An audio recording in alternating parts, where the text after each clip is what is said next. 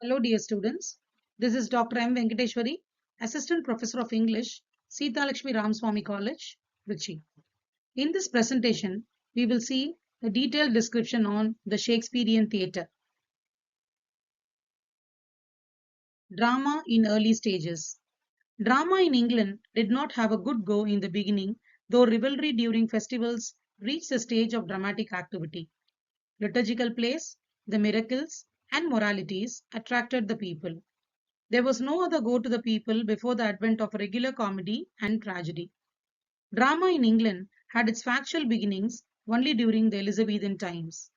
The servants and other workers, having skill in music, dancing, and recitation, were responsible for the flourishment of dramatic activity, of merriment at times of festivals. Comedy was enjoyed, tragedy sustained them. Hence, both comedies and tragedies had to be provided to the people. Tragedy was modeled after Seneca, the Greek tragedian, and comedy after the models of Plautus and Terence of ancient Rome. Christopher Marlowe took upon himself the task of popularizing tragedy by employing blank verse to naturalize the genre. Christopher Marlowe, Thomas Kidd, Robert Peele, Thomas Nash, and Robert Greene effectuated such an appeal by their dramatic executions that the theatre became a place of appeal of national interest. Theatres during Shakespearean period. About the year 1585, when Shakespeare arrived in London, there were three locations where plays were enacted. They were public theatres, private theatres, and the inns of courts and halls of royal palaces. The drama company of Shakespeare very occasionally used the public theatres, namely the Theatre, the Curtain, Nevington Butts, and the Rose. The oldest private theatre, Blackfriars, was not much used by Shakespeare's company, as it was frequently let out even though Shakespeare had his share there. However, Shakespeare's company enacted the plays in courts. When Shakespeare wrote his plays, his intention was for their enactment in public theatres. This intention eventually went tangibly in the devising of the stagecraft. Shakespeare's early home for his plays enacted in London was the Globe Theatre. It was circular with a ground floor and two upper galleries. The stage happened to be a flat platform and the audience sat around it on three sides. The galleries were constructed in a way that ran almost the entire circumference of the circular structure, that parts of them happened to be slightly behind the stage. These spots on the galleries accommodated Shakespeare's characters pouring out lofty dialogues. The stage de facto, that is the platform, was the main scene of action. There was no scene change by means of paintings or screens. The pronouncement of the dramatis personae was instrumental in letting the audience know the exact location of the scene, whether it be the Forest of Arden or the battlefield. During the Shakespearean times, sports like cockfighting and bear biting were carried on in the theatres. The public theatres were characterized by the mercy of daylight.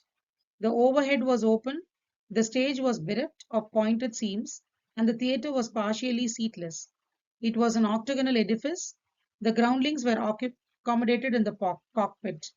Galleries provided seats and were more expensive. They were covered usually with thatched roof. The stage was a rectangular in projection of about 42 feet, with projecting into the circular area, and was surrounded on all three sides by groundlings. It was covered from above with thatched roof and hangings. Curtains were absent. Usually there was a trapdoor in the floor by which ghosts came up or went down. At the back, there were two projecting wings, each opening onto the stage with an oblique door. The space between them made the inner stage. Above this inner stage was an upper room meant for the actors to take rest. This room had windows facing the balcony or gallery, from which was hung a curtain that concealed the inner recess of the tiring house, as a rest room was called.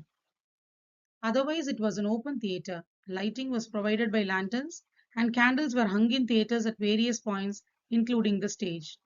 Music was provided by means of trumpets and wind instruments. Male played the part of females, and tragedies were enacted under the roof of the stage, hung with black sheets made of cotton.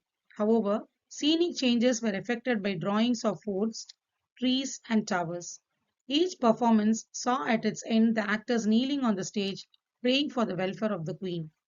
Despite the fun and entertainment, and purgation to emotions provided by the theatre, the Puritans looked at it and the actors with disdain. Consequent to the Puritan antagonism, the theatres were moved out of cities. So, students, in this presentation, we have seen the early stages of the play, kinds of theatres during the Shakespearean era, the stage description, Puritans' perspectives on theatre. Hope this presentation is useful to you. Let's meet in the next presentation. Thank you.